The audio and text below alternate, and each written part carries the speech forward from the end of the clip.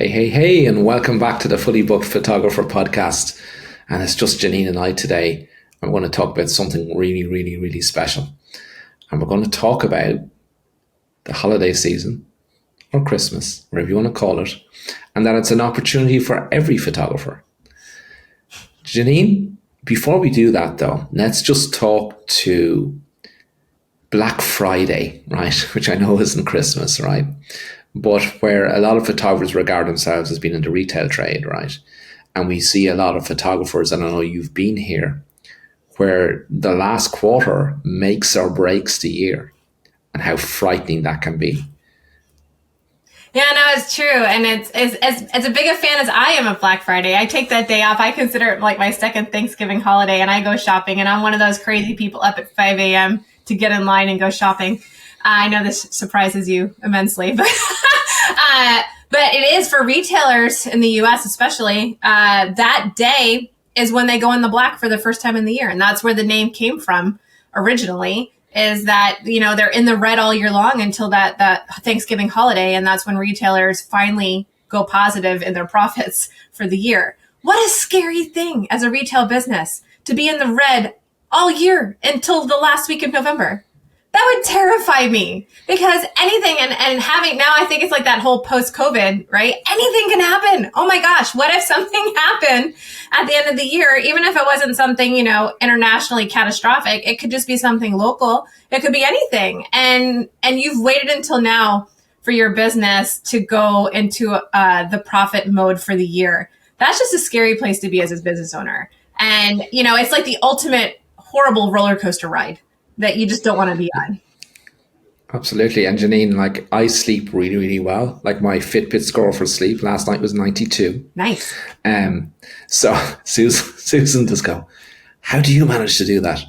But I tell you what, if I was waiting till Black Friday to see profit in my business, I'm not sure I'd be scoring that high on my right? Fitbit sleep scores. Oh my goodness.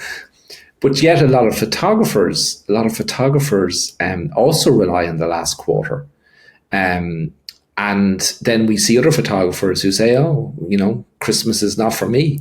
So let's just talk to both those scenarios. So let's just talk to your experience, right? When you relied in the last quarter, and just briefly before we get into planning for Christmas and the holiday season and where there's an opportunity for every photographer, let's just talk about where you were and those sleepless nights you used to have. Yeah. So, I mean, there was a long time in the beginning of my business, Ronan, where I was a Q4, heavily Q4 photographer.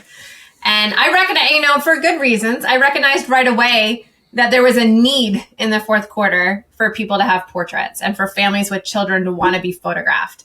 And so I went after that need right away, you know, having interned essentially and came up in the business working for a wedding photographer. It was a need-based business. And so I saw that early on. And I'm like, oh, well, here's a need in the portrait world for families with children. It's the holidays. And so I started off that way. And then I quickly realized that, oh my gosh, having 70% of my annual business in the fourth quarter is insane. And one, I can never grow. How do you grow? Like, you can only soak so much out of one quarter in the year. And so I quickly realized if I wanted to ever grow my business, I had to find ways of moving outside that quarter, which is how I came up with my duck portraits in the spring, which we've talked about on the podcast before, and in the Fully Booked Photographer, and why I started really promoting spring portraits, because it was another time that I could do. And then through the Fully Booked Photographer and the strategies that we've learned and taught is how to even the business out throughout the year with evergreen offers that I can do all year round, which is where I'm at now. So now the fourth quarter, it's still higher than every other quarter, clearly, because again, that need is just so great for families with young children to have their portraits made. But now instead of like 70% of my business, it's 40% of my business. So it's a little bit more even, with every other quarter being like 25 to 30 and then this one being 40. Much happier, Jeanine. Much happier, Jeanine. And much easier to be profitable when, you know, you have those evergreens and, you know, it's not about one quarter, right? Because as you say, you can only squeeze so much. So if you're carrying 12 months of costs and overhead into making it in one quarter. Not only is that frightening if it doesn't happen, Right. But it's so much easier when you do spread it out. The other thing too, and it just came up on one of our fully booked meetings yesterday, is staffing. And so building your team is so much easier when it's a year-round team instead of a seasonal team. And being able to have a team that works with you all year instead of I just need help in the fourth quarter. That's really hard to run a business that way. It's nearly impossible because by the time you have them trained in, it's over. Yeah. And you have to start again, And then trying to get people, like if people want to work, very few people just want to work for 3 months of the year, So, and certainly they don't want to work full time for 3 months of the year and then be off for 9 months. Right. So you gotta have, if your vision for your business is that you want to grow your business to be bigger than just you, or you and maybe if you're a husband and wife team, whatever it is, well then you've got to think about all those things, right? That you to take on staff, really, if they're going to be full-time staff, you have to find a way to be fully booked all year round. But talk to me, Jeanine, about, you mentioned about the need at Christmas, right? That there's an inherent need, like someone getting married. Most people believe that they want to have a photographer and a videographer to capture that special moment, right? So you've talked that Christmas is very, very similar, and yet we see some photographers saying, "Oh no, Christmas is not for me. It's I don't do Christmas. I do these fine art portraits, and Christmas is not for me." Just talk to us about that for a second. Yeah, I know. It's one of those intriguing puzzles for me. As I've talked with so many photographers and members, especially our members, who are adamant that they are not going to make money at Christmas from something specifically Christmas. And I scratch my head because I don't understand that. Being in business, I understand we're artists and we're photographers and we're creating art for people and for families and for whoever our client is. But as we've talked about, we're also difference makers. And I think it was you and Brad that coined that, right? So we are difference makers and we're making differences in people's lives. If your client celebrates Christmas, this is their biggest time of year with their families. This is the time. I mean, I look back, all of my memories of Christmas past are always better than Christmas present, right? It's like your fondness of your memories of Christmas growing up, and mine are even tinted red, like an old Kodak photo, right? Like I think back to Christmas and it's like these, I swear I remember it like an old movie. But you remember the magic and you remember your parents and you remember Christmas morning and you want to create that for your children. As a parent, you want that for your kids. You want them to have this magical time that you remember as a child. You don't know all the stress your parents went through to make that happen for you. You're learning that now as a parent, what it actually took for your parents to pull off these magical Christmases for you. So I think it's a really interesting circle of life that a lot of people don't talk about, but that's our client. And so that's what we're here. We're here to make a difference in their lives. And so if your client celebrates Christmas, and they have children, and even if their children are pets, or even if it's just a couple without children, they still celebrate Christmas together. All of our clients, if they're celebrating Christmas, have a need for that emotional attachment to Christmas past and to pull it into Christmas present to then also create memories for Christmas future. And so, I don't understand the mentality, and I think it's because I haven't thought it through on why you would not plan in the fourth quarter to make money from Christmas somehow in your business. And I think some photographers are thinking, well, I have to do a theme and I have to photograph a theme. And I'm not a theme photographer. I don't want Santa in my studio. I'm not going to hire a Santa. I'm not going to buy a Christmas background. I'm not going to do one of these things that, that's just not me. And I'm here to tell you, you don't have to do that. You do not have to hire a Santa Claus. I mean, not that you would hire Santa because Santa is clearly real, and you don't have to fly him down from the North Pole if there's children listening. We don't have to fly Santa down from the North Pole for the portraits in order for it to be a Christmas portrait. You can do other things in your studio to still profit from this holiday in your business by helping your clients celebrate with their loved ones this important holiday in their lives. So you mentioned a word there, planning, right? But before the planning, you also mentioned knowing what your ideal client wants, right? So how did you discover what your ideal client wants from Christmas? So this is a really good exercise, and I really want to talk about this today because even if you are a themed photographer and you're all gung-ho about setting up your themed portraits for Christmas, you still need to think about this because I have fallen into this trap too. I've seen an idea, I'm like, oh my gosh, this is going to be a great Christmas theme. And it's something that I think is really cool, and I love the design, and I've offered it, and then no one booked it. And I'm like, why didn't anybody book this? It was so cool. And then I realized it didn't really pass the litmus test of what a client would actually want. So I set off on a journey to really try and understand the nostalgic aspect of Christmas and why my clients would want a Christmas portrait. So what is it about Christmas that people love? People love Christmas movies. They love to buy Christmas pajamas. They love to bake cookies. They love to open presents. They love shopping for their family members. Like there's all these traditional aspects of Christmas that people do every year. People get their Christmas planners and they literally plan out this entire month. Christmas parties, cookie exchanges, hot cocoa nights, going to buy a Christmas tree, going to look at Christmas lights. There's all these things. You literally do them every single year. That's what people want to have memories of, not something random that as a photographer I came up with and I want to tell them that it's cool. So I made a list, Ronan. I made a list. I went through like all Christmas traditions that I've done with my family. I talked to my clients. I'm like, what are some of your Christmas traditions? I went online, researched what are Christmas traditions. Now with ChatGPT, you could even do that, with AI, you could probably put it in there and ask what are common Christmas traditions. But sometimes it's a little bit more than the subtle, like something that's going to be obvious, like Christmas pajamas. It might not be something you would pay attention to unless you really were thinking about. It is something that people buy every year. Everybody always buys matching Christmas pajamas, especially now all the stores sell them. But even still, when I was young, my mom would always get us Christmas pajamas too. We weren't all matching and they didn't match us, but we still had the Christmas pajama element. So I sat down and I listed all these traditions, and then I figured out how I could turn these into experiences in the studio so that they're not just coming in for a Christmas portrait. They're also coming in to tie in one of these timeless traditions that they do every year with their families and their kids. And so for me, I offer 5 to 7 themed options. Not everyone has to be as elaborate as I am with it. Remember, this is my core business is families with children.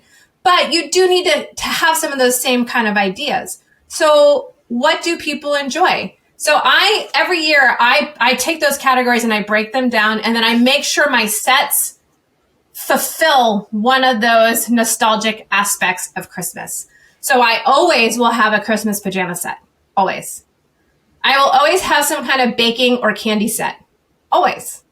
And also that double acts as, well, I'll say what all these sets also have in common. We'll see if you can guess it when I'm done. I will always have a winter set because not all of my clients celebrate Christmas, but they still want to partake in a holiday special of some sort. I will always have a traditional set because sometimes clients just want something traditional. They want a nice living room scene with a Christmas tree. They don't want anything fancy. They just want something traditional with Christmas presents, a Christmas tree, reading 'Twas the Night Before Christmas, and those types of stories. So those are my big 4: pajamas, food, winter, tradition.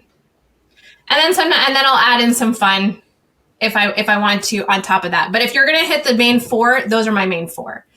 And we figure out what the other underlying element is for all of those. Well, I was going to ask you a question first. So obviously it's really easy to do this with green screen, right? Yeah. Okay. So there, you touched on it. So that is my underlying element, is that they're all interactive. And I want my clients immersed in this Christmas tradition. So green screen does not work in my feelings and the way I photograph Christmas, because I want my clients immersed in this experience together. And while we add magical elements afterwards in post-production, they're still walking into a scene. They're still seeing the background that they're in. They're still wrapping presents, eating cookies, mixing things up in bowls, tying bows, tying ribbons, putting Christmas tree lights on Christmas trees. They're doing all those interactive things together as a family. One, it keeps toddlers, and that was my underlying thing is, right, if you're working with children, you got to keep them busy, because kids that are wrapping things, eating things, throwing snowballs at each other, things like that, those are happy children. They're not stressed out children running off the set, trying to leave and start crying. And these are happy, you want happy memories you want the Christmas portrait to become another tradition for your families that you're photographing. And so they need to be happy, fun, interactive memory making experiences. Because if they're not, right, then the whole idea of Christmas being a happy family time, if the kids aren't happy and they're running off set and it becomes a nightmare and the parents are upset because the photographer can't take the photos because the kids won't stand still, well, they don't associate those feelings of Christmas, right? No, they don't. And, and I think a lot of times families, they might have had a bad Christmas portrait memory from the past. Their parents could have schlepped them to Olin Mills in horrible matching sweaters. And this is what they remember of Christmas, And so you want to overcome that and you want to offer these fun memory making experiences for parents with their kids or parents with their pets or couples together. There's so many ways that you can create a bonding experience for your clients and really make a difference in their holiday memories. Right, Jeanine, and we're not going to labor this point, right? We're going to point people to a direction. So I'm sure many of you are saying, well, I have a small studio. I can't offer 7 backgrounds. So if you haven't checked our podcast on Christmas in July, right, Jeanine explains in that, it's one of our earlier podcasts this year, as to how she approaches this and how she's nearly fully booked for Christmas before the end of July. So well before the season. So make sure you check out that podcast. So Jeanine, I do want to delve into, though, the immersive experience piece a little bit more. So, how do you go about that? Can you take one example of one of the scenes and how you make it immersive? Sure. So I'll go with our pajama one because I love our Christmas pajama sets. And every year we always create something unique. Sometimes it's a bed, sometimes it's not a bed. But what we do is the kids come in dressed in their pajamas. And I have a story in my mind that I have now documented. The must-have poses to be able to tell a complete story from this session. And so we'll have the kids get on the bed and then we'll have a book for them to read. And it's usually towards the night before Christmas. So we'll have them sit and we'll have usually the older child reading to the younger children. Or if they're both just little kids, we have a book that has the pictures in it too. So we're like, can you find Santa? Can you find Rudolph? And, we'll have them looking in the book so we can get pictures of them looking like they're reading. And then I am a big believer in food, Ronan. So after they're done reading the book, we give them little cups of hot cocoa. And depending on the age, it depends on what's actually in that cup. So it could just be a cup full of little marshmallows if they're younger. It could be chocolate milk. It could be hot cocoa. We gauge it based upon the age. And in our kitchen, we have all the preparations for everything. 9 times out of 10, it's a cup full of mini marshmallows. But when they overflow the top, it looks like hot cocoa. And then they get to eat the marshmallows and we have them toast each other or blow on it. And we add the steam. That's some of the magic we'll add afterwards. We'll add the steam coming out in post-production. In the books, we'll add magic coming out of the book in post-production. So we'll have them read the book. We'll have them drinking the hot cocoa set. And then we have those fake sorry, not the hot cocoa set. We'll have them drinking the fake hot cocoa. We'll have a plate of cookies because kids leave cookies out for Santa the night before Christmas. So we'll have a tray of cookies on the bed that they can eat, and we'll have them take a bite, and we'll have them feed each other. And we always joke, like, I know you're not allowed to have cookies in bed at home, but it's okay here in the studio for these special pictures. And they usually get a giggle out of that. We'll have them they're sneaking around with a candle, so they'll walk out of the bed with a little, not a real candle, clearly, one of the fake ones. And again, in post-production, we'll add the light, but they still get to hold the candle and walk like they're sneaking away from bed to see if they can go find presents from Santa. And so those are the main interactions that we would do in a pajama set. In a cooking set, like if they're in a kitchen, we can do a lot more too, because we can have them mixing the bowls. We can have them throwing flour at each other. We can have them adding ingredients into the bowl. We can have them tasting their creations. We can have them talking to each other. We can have them doing shenanigans with each other. I love having siblings do shenanigans because it's fun and it's Christmas mischief, which parents always love when their kids are not just smiling all the time, but can be mischievous as well and interacting with each other. And when you can get siblings to interact with each other, that's when you get those natural expressions that you can't pose, you can't tell them to do. It just has to happen. And so you have to almost be the director of their set. So you're directing them knowing the reactions you want to achieve, and you have to kind of get them there because they're not actors. These are kids. And so you want to elicit the reactions from them by directing what's happening with the action.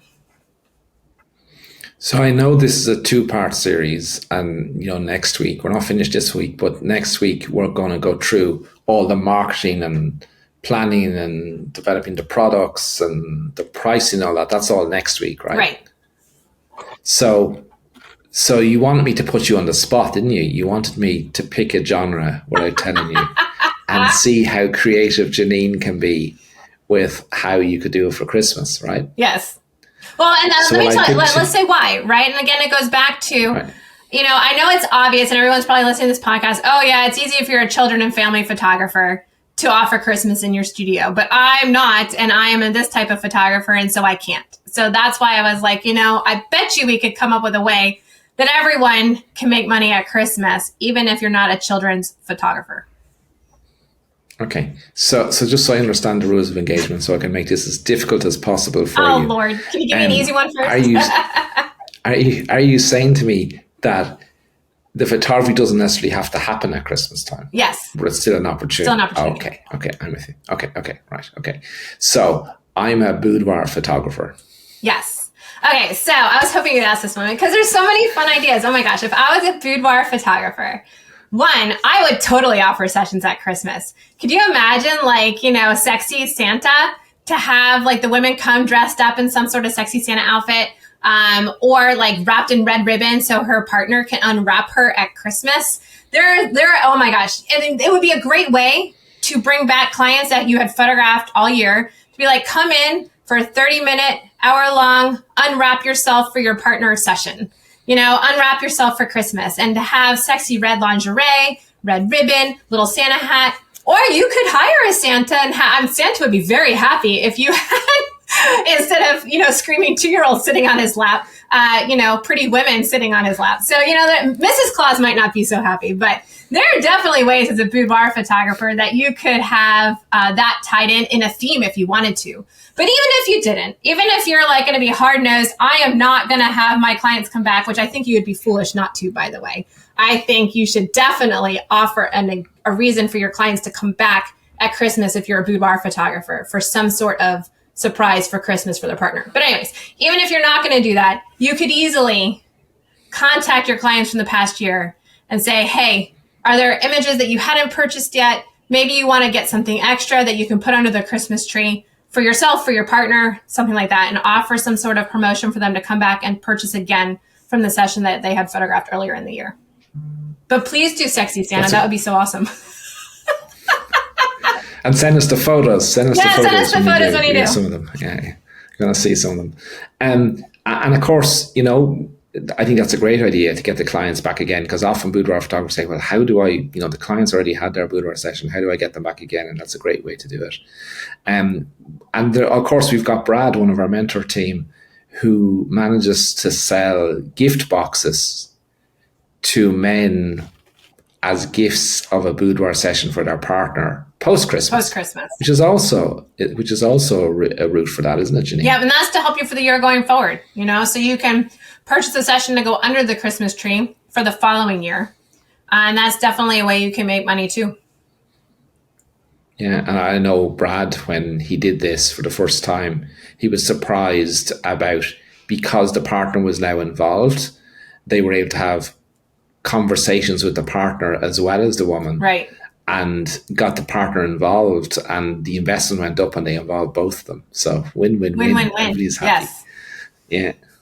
So Jeanine, I am a pet photographer and I only do cats. You only do cats? Okay. Well, if you're a pet photographer of the feline variety, then I definitely think you could still offer Christmas portraits for the pets. You can either set up a little scene. I actually had a client who brought her Persian cats to the studio every year, and then it got to be too difficult, so I went to her house every year, and we would photograph her cats under the Christmas tree and in Christmas boxes, and she would use that to make her Christmas cards every year. And it was wildly amusing because those Persians always looked pissed off, and it made for some very funny Christmas cards with what the captions were and what these cats would say. But regardless of that, if you're a pet photographer, feline or canine or equine or a fish. I don't know. Whatever the case may be, you can invite your clients back into the studio. You can set up a little Christmas scene. It doesn't even have to be elaborate. You could have a Christmas box and you could have the animal in the box. You can have a little sled, have the animal sit on a sled. And you can do Christmas portraits for that pet for clients to have. These are their babies. You know, it doesn't have to be a 2-legged baby. It can be a 4-legged baby or a fish and or an iguana. Who knows what people have as their pets, and have them come in, photograph it. That can be their Christmas cards. You know, just because, you know, a lot of times, and we have a lot of clients who are older, don't have children they have children. They don't have children at home. So their children at home now are pets. And they bring their pets in and create Christmas cards to send out. We've also gone on location to some pet boutiques and pet groomers that have their clients come for a day. We photograph them and then do instant sales for people to buy prints, Christmas cards, ornaments, mugs, things like that of their pets for Christmas. So pet photographers, I think, have just as much opportunity as children's photographers because they are people's children, those pets. To be able to sell Christmas portraits. So they're having their Christmas memories with their best friend, their dogs, their cats, their fish, their iguanas, you know, things like that. And Jeanine, I know this is going to lead into next week, but we're not just talking about just selling clients Christmas cards, right? Because you can't make a return on just Christmas cards. No, right? Yeah. And we'll talk about that next week, specifically how to set up your pricing and packaging to make a profit from your Christmas portraits and to make it easy to sell. And I'm a big proponent of easy. If it's not easy to sell, you're not going to be able to do it in volume. And the holidays are more about volume a lot of times. And so you need to set it up easy. So we'll talk about that in week 2 on how to set up the things you need to consider in setting up your pricing and packaging for Christmas. Okay. Do you want a really difficult question, Jeanine? Oh, Lord. Sure. So I'm a commercial photographer. Like building commercials or like headshots? Well, no. Let's say I'm a commercial photographer, and I do companies' products. So it might be lawnmowers for a lawnmower company, or it might be food for a food company, or it might be whatever. You know, is there a way that I can use Christmas as an opportunity?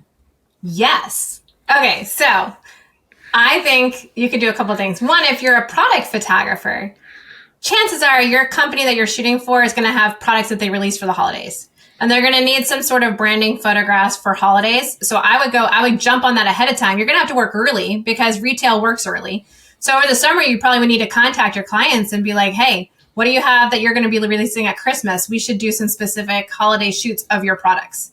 You know, we talked about it last week with the cars. Do you need to have some photos of your cars with a big red ribbon on it, you know, to be able to offer it up as a holiday promotion? So if you're doing product photography and things like that, I think that's one way you could do it. You have to plant the idea ahead of time in your clients that we need to do some Christmas specific photographs. If you do corporate photography like headshots or building, like the interiors of buildings or real estate photography, I would bet that those clients have Christmas parties. Because they're probably bigger companies. I bet you they have Christmas parties. You could easily put together an offering to come photograph their Christmas party. And whether it be as a package for that owner to have memories of their Christmas party, whether it be you set up like a place where couples can get their photos at the Christmas party, things like that. But you could definitely put out there to do Christmas party. If you're doing branding photographs all year, then I would definitely contact all my clients again and be like, hey, what are you going to be posting on social media all holiday long? You need updated seasonal portraits of you for the holidays. And so let's get you in. Let's do something specifically seasonal for you so that way you can continue your branding in social media posts throughout the holiday season. And if you do have relationships with companies, Jeanine, what do you think of the idea of including a gift certificate as part of their Christmas bonus? Get the companies to include a portrait session to all their staff and say, you know, our photographer who does this, here's a bonus, you know. So yes, you could definitely, if you want to photograph families, you could go and offer that to have them include a family portrait certificate so they could come in the new year for a family portrait as part of their holiday bonus. If you want to photograph families, absolutely. Why not? Mm. And sometimes I know some firms that have Christmas parties where they bring the kids, you know, to a Christmas party. So any of those opportunities to, give something back. It doesn't always have to be about money making on the day either with that. It could be just, because you're such a great client of ours, I'm going to do this for you, and I'm going to turn up to the party that you have. And it just brings goodwill towards your business in front of your key clients, So there's so many different ways, isn't there, and different angles, and to turn Christmas. There are. You just have to think out of the box sometimes, and not get stuck in a box that you can't do it because you're not a children's photographer, or you don't want to set up a theme, or you think it'll devalue what you do by doing so. There is no reason why Christmas should ever devalue what you do as a photographer. It can only enhance, as if you get into the right mindset of why you're photographing Christmas and why you're photographing it for your clients. And you're there to make a difference in their holiday. Well, I know somebody who put me on the spot one day, Jeanine, and this is in the new book that's coming, as an example of a fine art painting photographer, and what can I do at Christmas, and we were talking about, well, what's your average investment? And they told me the numbers, and often people are spending 5 figures with them, and how could I use Christmas? And I said, well, if a client was paying that with me, no matter what time of year it is, even with the pet portraits, right? I would take a photograph of them all wearing their Christmas hats. And then at Christmas time, I would gift them Christmas cards with that photo. And there's a way now to use Christmas and the memory of Christmas, to reinstill, and it's a nice thank you, and you're not looking to make money from the Christmas cards. But it didn't cost you anything extra to take an extra 5-10 minutes to capture that image, even if it was done in February. That's true. And actually, I would challenge a fine art photographer or any photographer to think about this. Your high-end clients in November and December completely change the decor of their home. They are spending thousands of dollars to decorate their home for Christmas. They usually will start the week of Thanksgiving here in the US, and they take down everything in their house pretty much and redo it for Christmas. I have seen some very elaborate high-end designs. The higher-end folks hire decorators to come in and do their homes. They're not decorating their own trees. They have professional decorators decorating their trees, right? So if they're taking down pieces of furniture in their home to put up elaborate Christmas decorations, why could they not have a Christmas portrait that is also hung just around the holidays? Why not? They have other decorations that are hung only at the holidays. Why not a Christmas portrait? And I know Larry Hirschberger is one who does this with his Santa portraits. His are very expensive, very elaborate Santa portraits. They sell for $5,000 to $10,000. And his clients put them up at the holidays. They take down other artwork in their home and put up all of their Santa portraits, large, giant canvases or medals that they hang up only at Christmas. And I know you might think, well, why would someone do that? Why wouldn't they do that? If they're going to totally change the decor of their home for 1 month, why not also decorate with the portraits? That's what we've been telling them to do all year long, is your home should be decorated with portraits of your family. Why not at Christmas? Why is it different at Christmas? Absolutely. So if they're spending, and anybody who tells me that people don't spend that kind of money at Christmas, go to Hobby Lobby and see what people are spending right now on Christmas decorations. It's impossible to get out of that store for under $500. And that's on plastic crap that they're buying at Hobby Lobby. It's not even their family. So I challenge you to get out of that mindset that people won't spend money. But you got to frame it to your clients that way. This is going to be part of your seasonal decor for your home. This is part of your seasonal decor. And now your home at Christmas is not just surrounded by Christmas decorations, but Christmas memories of Christmas past that you've captured in the studio. And that's what my clients do. And it's fun. Ronan, let me tell you, I do this every year. I have my box. I put out my Christmas portraits every year. And it makes me smile. It makes me cry. And you relive all your memories of Christmas past from the portraits that you're putting out that have been captured in the past years. Why would you deny that to your clients?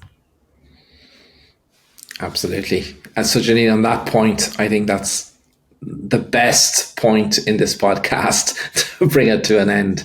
And next week's podcast, we're going to deep dive into the marketing and picking the products and what your client's going to invest in and the different approaches to all of that, right? Yes. And I'm excited for next week too, because I think today we laid the foundation on why this is so important for your business. And if you haven't thought about it in the past, you really need to think about it now and how you can do this for your studio. And next week, we're going to take it home with the nitty gritty on how you market it and how you price it so that you can make a profit and bring in the clients that you want.